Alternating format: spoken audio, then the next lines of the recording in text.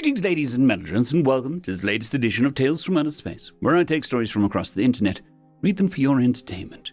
This particular story is called The Soldier and Death, written by Coyote Havoc.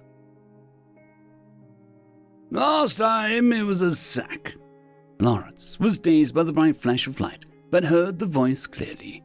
As his vision began to return, he saw the figure who had spoken, neither tall nor short, revealing neither face nor eye nor hair.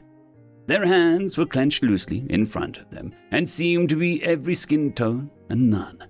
Assuming his vision was blurred and would return in time, he focused on what appeared to be the cloak the figure wore in an impossibly dark shade of grey.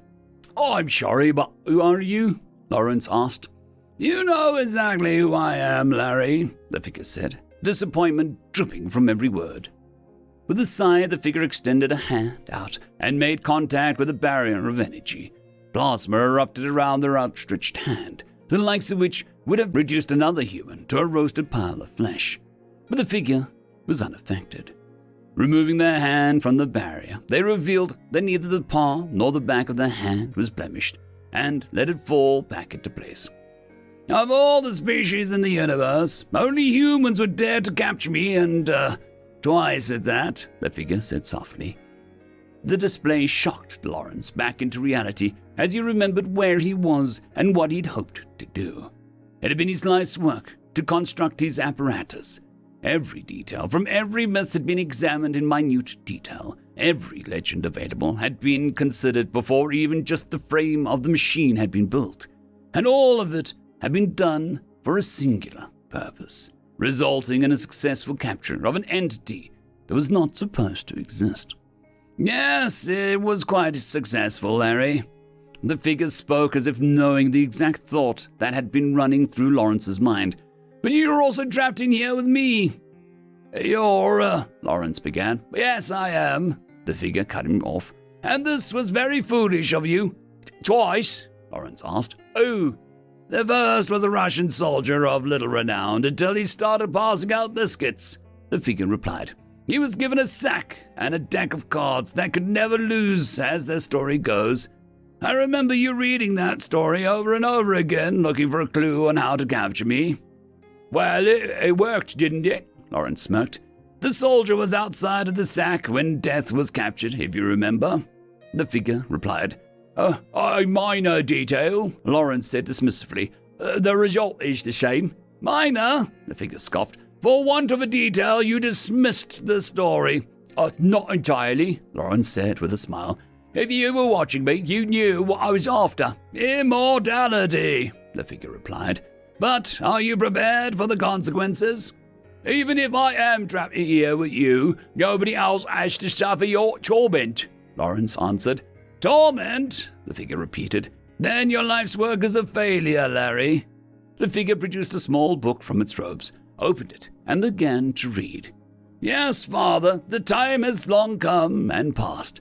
At the time in which you caught Death in your sack, I had only an hour left to live. I would very much like to pass, but cannot die. And you have committed a grave sin in God's eyes. There is none left on earth who suffers like I do." The figure returned its gaze to Lawrence while closing the book and replacing it into their robe. "In your vain attempt to live forever, you forgot what eternal life means," the figure began. "Pain and suffering are a part of life, but there is also joy and hope.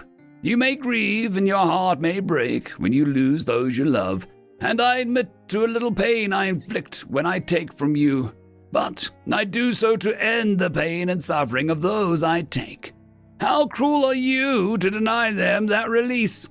"Modern medicine can relieve pain and reduce suffering," Lawrence said defensively. "We no longer need your release." "And just as the old woman implied to the soldier, you will come to desire that release even more," the figure countered. "Nothing is sought more than that which is earned and denied." Lawrence took a moment to consider what he had done. Doctors and drugs could cure anything. It wasn't the time of the Tsars anymore, and humanity had come very far since then. People already lived longer than before. With Death captured, they could go on living. What is life worth when you are too frail to enjoy it? The figure asked. Humans would live forever, but they would continue to age, and with that age their bodies would eventually give out, but they would never know death. Lawrence wanted to be right. He had come this far believing that he was right, and only now he knew that he had never been so wrong. Death wasn't a monster that he had assumed it to be. He had become the monster he had assumed death had been. What happens now? Lawrence asked. We wait, the figure replied. Before Lawrence could ask, the power failed. I learned from last time, the figure said quietly. Am I also punished to walk the world forever now? Lawrence asked. The figure smiled and removed the cloak. Beneath was an old Russian uniform from the time of the Tsars that recalled battles and wars fought long, long ago. In a way, yes, the soldier replied. I captured and released death, and in doing so was doomed to take death's place. Now that I am captured and released, you are subject to the same fate. The impossibly grey robe fell from the soldier's hand and appeared around Lawrence, as if it had always been there. If you are lucky, another will try and capture death as you and I did, the soldier said as he produced a deck of cards from his sack around his waist. It might take some time to find them, but I found you. As the soldier faded into nothing, you heard him say one last thing. Oh, you Death! Are you still alive? End of story. Story number 2. Plans A through D, written by WegianWarrior.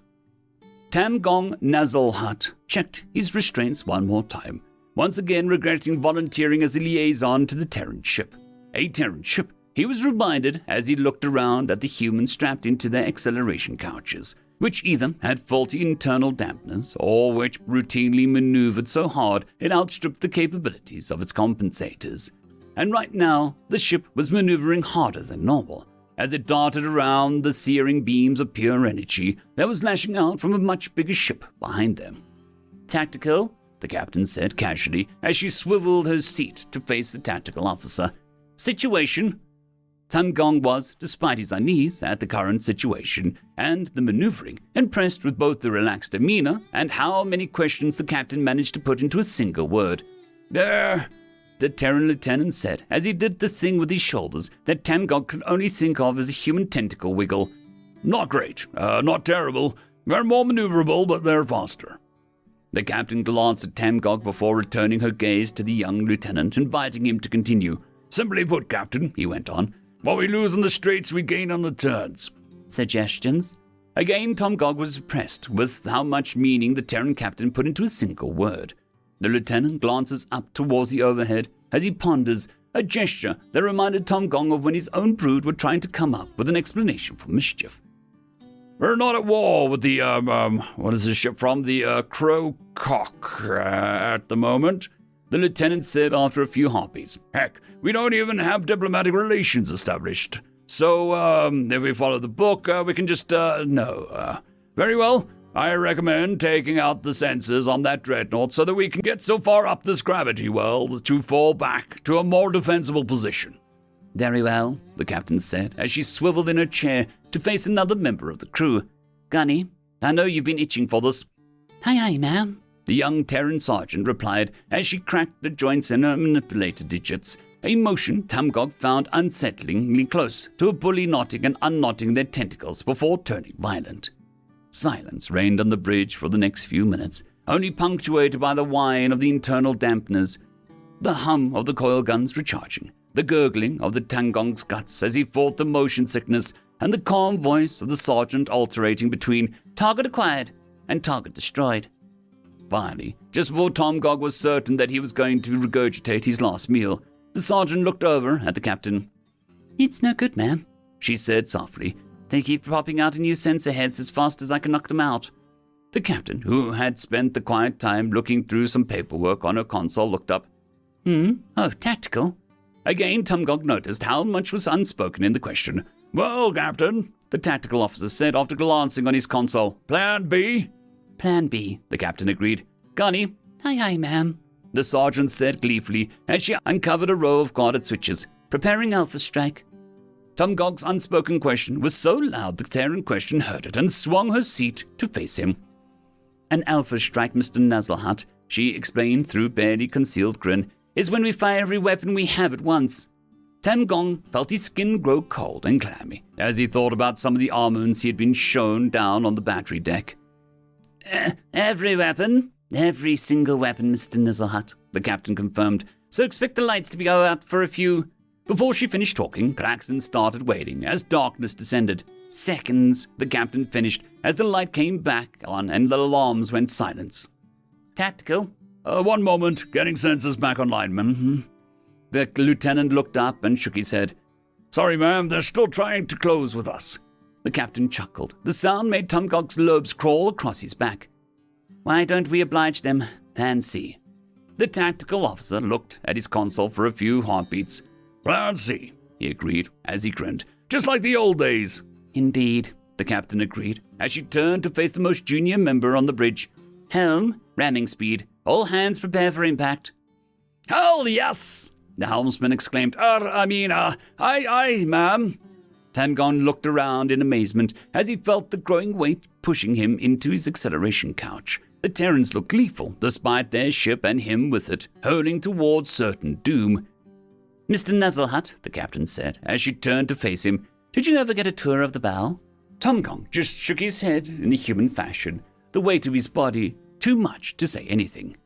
The whole bow is reinforced, the reinforcements are reinforced, and the whole thing is reinforced some more. You'll be fine. Tamgon tried to nod. But what, he managed to croak, will you do if this madness does not work? The captain showed her fangs as she took out the brandished sidearm. Plan D is that we will board the ship, defeat the crew, hijack their ship, find out where their capital is, go there and topple the Empire. Tamgon stared at the Terran captain as she carefully stowed her sidearm again. All that, he managed to say at last, just like that. Just like that, the captain said, as she looked at the Crocock dreadnought filling the view screen. I mean, it worked out just fine the last 5 times we did it. End of story.